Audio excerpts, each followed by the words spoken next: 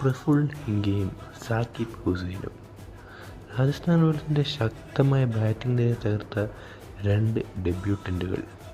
മൂന്നാം ഓവറിൻ്റെ അവസാനം തന്നെ രാജസ്ഥാൻ റോയൽസ് 9 റൺസിന് 5 വിക്കറ്റായി തകർന്നപ്പോൾ തന്നെ മത്സരം ഏകദേശം അവസാനിച്ചിരുന്നു.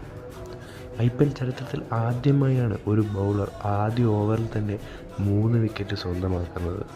വിദർഭ സ്വദേശിയായ ഹിംഗയ്ക്ക് ഇത് വലിയ നേട്ടമാണ്.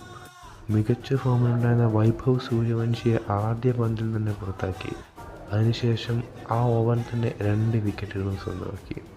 ജഡേജയും ഫെറേറയും ജയിപ്പിക്കുമെന്ന് തോന്നിച്ചപ്പോഴായിരുന്നു പിന്നീട് സാക്കിബ് ഹുസൈൻ്റെ എൻട്രി. ആ ഒരു ബൗളിംഗ് സ്പെല്ലിനും കൂടെ ശേഷം സൺറൈസേഴ്സ് ഹൈദരാബാദിന് മത്സരം വളരെ എളുപ്പമായി. പ്രഫുൽ ഹിംഗെ 4 ഓവറിൽ 34 റൺസ് വഴങ്ങി 4 വിക്കറ്റ് എടുത്തപ്പോൾ സാക്കിബ് ഹുസൈനും 4 ഓവറിൽ 24 റൺസ് മാത്രം വഴങ്ങി 4 വിക്കറ്റ് സ്വന്തമാക്കി.